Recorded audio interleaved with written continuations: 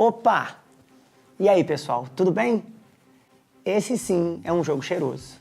Eu fui gastar meu adjetivo no jogo anterior e fiquei desfalcado para esse, mas não tem, né, um adjetivo diferente de perfumado e cheiroso para um jogo que se passa em Grasse, uma cidade da França, especializada e famosa pela produção de perfumes, e agora você vai ser um mestre perfumista. Você sabia que existe essa profissão?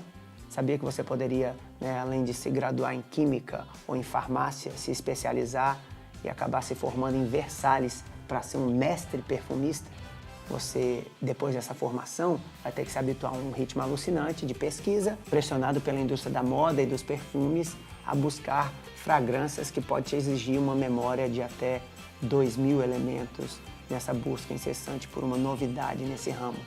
Bom, a recompensa vem porque um salário de um perfumista chega a $15.000 mensais.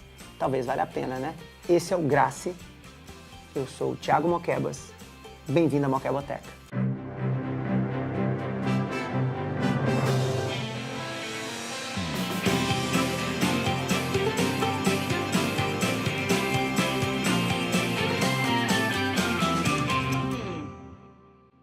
Grasse é um jogo brasileiro desenvolvido por Bianca Milena e Moisés Pacheco, lançado no Brasil em 2018 por uma parceria entre a Ludens Spirit, a Mob e a Fanbox Editora.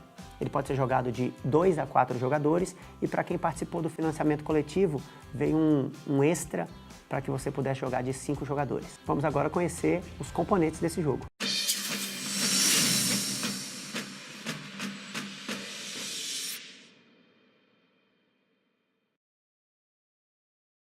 Então, esse é o tile de primeiro jogador.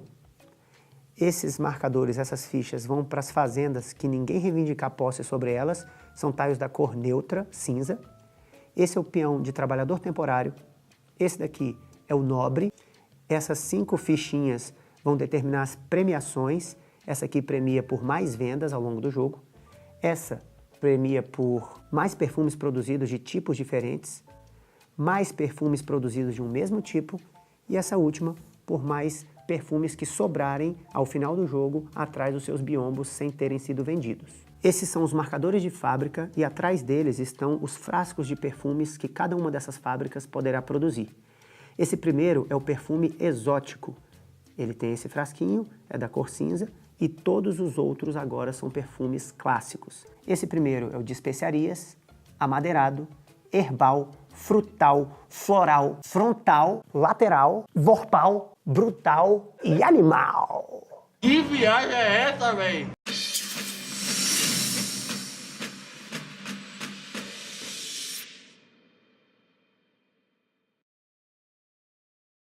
Distribua aos jogadores um kit de jogo de acordo com a cor de sua preferência. Esse kit deve conter um biombo, 3 discos maiores que vão servir para indicar posse sobre as fazendas de produção, um peão que vai andar nessas fazendas de produção coletando recursos, 4 meeples que vão ser usados nas zonas circulares de ação e 8 discos pequenos que vão servir para marcar a pontuação na trilha de pontuação, o número de vendas na trilha de vendas e o número de produção de cada um dos 6 tipos de perfume ao longo do jogo. Cada jogador recebe também um kit com os 4 cubos de componentes, sendo a água, o álcool, o diluente e o fixador. Os jogadores recebem 2 moedas cada um. Lembre-se também de tirar aleatoriamente e decidir quem vai ser o primeiro jogador e entregar o marcador de primeiro jogador a ele. Ao todo, nós temos 4 kits de jogo para os 4 jogadores. Uma vez que a partida não vai ser disputada por 4 jogadores, esse kit é devolvido para a caixa do jogo. Abra o tabuleiro no centro da mesa, distribua os marcadores de premiação nas 4 trilhas de premiação,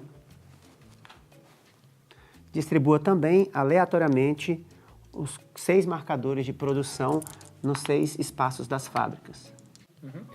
Coloque esse pad próximo ao tabuleiro, faça uma pilha com as cartas de contrato e abra as 3 primeiras. Faça uma pilha com as cartas de tecnologia e abra as 3 primeiras. Faça uma outra pilha com as cartas dupla face no lado lilás voltado para cima e abra a primeira, fazendo com que ela fique do lado verde. Esses são os perfumes de vanguarda e esses são os perfumes da moda para aquela rodada. Faça uma ou mais pilhas com as moedas próximas ao tabuleiro para facilitar a coleta desses recursos pelos jogadores. Reúna todos os recursos, cubos e cilindros dentro desse saquinho azul que vem com o jogo e sorteie de 3 em 3, colocando nas fazendas de produção nessa trilha no centro do tabuleiro.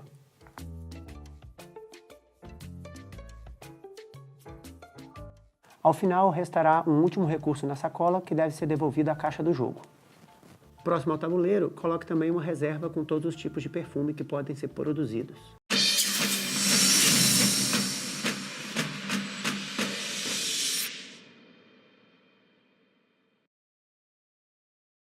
A partir do primeiro jogador, os jogadores devem distribuir suas fichas uma a uma ao longo dessa trilha com as fazendas de produção. Então o primeiro jogador vem, escolhe uma qualquer dessas e marca que ele tem agora posse sobre ela dentro dessa trilha. O jogador, na sequência, escolhe uma para ele, o terceiro jogador e o quarto jogador. A segunda rodada de distribuição é feita de trás para frente. Então, o último jogador começa reivindicando. Então, o amarelo vem, distribui, depois o vermelho, depois o verde, depois o azul. E na última rodada, volta a ser o primeiro jogador quem começa distribuindo. Repare que mesmo com 4 jogadores, 2 das fazendas ficam sem os círculos. Esses espaços devem ser preenchidos com as fichinhas neutras, representadas pela cor cinza. Numa partida de 3 jogadores, serão acrescentadas 5 fichinhas na cor cinza, e numa partida de 2 jogadores, as 8 fichinhas vão entrar em jogo. Pegue os 10 tiles de locais de ação e separe-os da seguinte maneira. Esses 6 entrariam numa partida para 2 jogadores. Numa partida de 3 jogadores, esses 3 outros locais entram em jogo: o Palácio, o Chateau e o Banco Real. E numa partida de 4 jogadores, a Grande Usina também entraria no jogo. Embaralhe-os e abra nesses 4 locais uma quantidade de tiles igual à quantidade de jogadores disputando essa partida. Numa partida de 2 jogadores, abra 2 locais. De 3 jogadores, abra 3. De 4 jogadores, abra um quarto local. Com os tiles restantes, distribua, sem revelar ainda, um por cada uma dessas regiões. E no início de cada turno, você deve revelar esse tile. Então, na primeira rodada, revele o primeiro. Na segunda rodada, revele o segundo, terceiro e quarto. Isso permite aos jogadores acompanharem o andamento do jogo pelo número de rodadas já disputadas. Se a partida estivesse assim, o jogo estaria na terceira rodada, faltando apenas uma última para o fim da partida. O jogo acontece em 4 rodadas, nas quais os jogadores posicionam seus meeples nesses tiles de ação e em seguida movem os seus peões nas fazendas de produção. Ao posicionar o seu meeple em qualquer uma das ações, o jogador deve observar um critério. Se já houver algum meeple naquela ação, o jogador deve pagar ao banco uma quantidade de moedas igual à quantidade de meeples existentes naquela casa. Por exemplo, o meeple azul, para ser posicionado nessa ação, deveria pagar 2 moedas ao banco. Perceba que também não importa a cor do meeple que já preenche aquela ação. Se ele quisesse posicionar o seu meeple nessa casa, ele deveria pagar 3 moedas ao banco, nessa casa uma, e para qualquer outra casa sem peão, ele não deve pagar nada. Se a partida estiver sendo disputada por 2 jogadores, existe uma adaptação na regra. O jogador que for em uma casa já ocupada, ele deve pagar 1 moeda adicional, ou seja, vir nessa casa, ele vai pagar 2 moedas para usar essa ação, ao invés da 1 moeda habitual. Ou, nessa casa, ele deveria pagar 3 moedas ao invés de 2. Ao movimentar o seu peão nas fazendas de produção, o jogador pode escolher movimentar 1 ou 2 casas, respeitando a seguinte regra: uma casa aqui, e quando há algum peão no caminho, ocupando uma das outras casas, ele deve desconsiderar essas casas na contagem. Então, uma casa seria aqui, a segunda casa seria essa. Se ele fosse movimentar de novo, uma casa seria aqui e a segunda casa seria essa. Quando o jogador chegar ao final dessa trilha, ele deve continuar a contagem retornando ao início dela. 1, 2. A outra regra que deve ser observada é a seguinte: se um jogador parar em uma fazenda de produção que ele detém o controle, ele pode pegar até 2 recursos daquela casa. Se ele parar numa casa com a cor cinza neutra, ele pode coletar apenas um recurso. E se ele parar numa casa que pertence a qualquer outro jogador, se ele quiser coletar um único recurso, ele tem que pagar uma moeda a esse jogador. No final de cada rodada, os jogadores devem recolher todos os seus meeples do tabuleiro. O meeple do nobre, se estiver em jogo, deve ser retirado do tabuleiro, assim como o peão de trabalhador temporário também, se ele tiver entrado em jogo. No início de cada rodada, essa carta roxa deve passar para o lado verde e para a fila de baixo. Um novo tile de ação deve ser revelado e o jogador que estiver por último na trilha de pontos de vitória receberá o marcador de primeiro player. Caso haja um empate, deve ser observado o seguinte critério: o jogador que está por cima, que consequentemente chegou por último nessa casa, é quem recebe o tile de primeiro jogador. Vamos conhecer os locais de ação, começando pelos locais fixos que estão presentes em todas as partidas. Esse primeiro local é o banco, e o jogador que vier nele coleta 2 moedas da reserva e guarda atrás de seu biombo. O segundo local é a prefeitura, e ele permite que um jogador troque 2 marcadores de posse nas fazendas de produção, um da sua cor com outro qualquer. A única regra é que esse disco não poderá estar sendo ocupado por nenhum peão dos outros jogadores. Terceiro local, mestre perfumista. O jogador deve coletar 2 cartas do pad com cartas de tecnologia e cartas de contratos. Essa escolha pode ser distribuída da forma que o jogador desejar, pegando 2 cartas de tecnologia ou até mesmo as 2 cartas de contrato. Ou um híbrido, uma carta de cada um dos tipos. Quais as regras para essa coleta? O jogador não pode ter 2 cartas de tecnologia do mesmo tipo de perfume ou 2 cartas de contrato do mesmo tipo de perfume. Quarto local, o mercado. O jogador que vier aqui pode escolher uma entre as 5 trocas possíveis. Colocar um cilindro do seu estoque em qualquer uma das fazendas de produção e pegar de qualquer uma delas, ou de quaisquer delas, 2 cubos da mesma cor. Por exemplo, poderia pegar um branco dessa, um branco dessa. Poderia também trocar um cilindro por um outro qualquer. Então ele deixaria o seu cilindro em qualquer uma das casas e pegaria um outro qualquer. Trocar 2 cubos iguais por um cilindro qualquer, então ele devolve os seus cubos para quaisquer dessas fazendas de produção, podendo até mesmo colocar os 2 numa mesma fazenda de produção. A regra é, uma fazenda nunca pode conter 5 recursos, ou seja, um máximo de 4 aqui e esse quinto ele deveria obrigatoriamente colocar em outro local. E aí ele escolhe coletar um cilindro qualquer. Esse, por exemplo, e guarda atrás do seu biombo. Ou ele poderia ter devolvido 2 cubos iguais e pego 2 outros iguais também. Lembre-se, esses 2 cubos não precisam estar na mesma fazenda de produção. A quinta troca é feita com dinheiro. O jogador devolve uma moeda ao estoque e pega um recurso qualquer, sendo ele cilindro ou cubo, e guarda atrás do seu biombo. Quinto local, a perfumaria. O jogador que vem aqui pode vender um dos seus perfumes. Como isso acontece? Ele devolve o perfume ao estoque e ganha 2 moedas. Se o perfume for exótico, ele ganha 1 moeda a mais, 3. E se o perfume for o perfume da moda naquela rodada, além das moedas, ele ganha também 1 ponto de vitória. Perfume da moda é esse que está sendo mostrado na carta verde. O jogador deve avançar uma casa nessa trilha toda vez que vender um perfume. E ao longo do jogo, o jogador nunca poderá ter vendido mais do que 5 perfumes. Esses 3 campos aqui embaixo permitem ao jogador produzir perfumes naquela ordem que foi sorteada no começo do jogo. Essa fábrica produz perfume herbal ou perfume exótico. Essa daqui, perfume amadeirado ou de especiarias. E essa última, perfume frutal ou floral.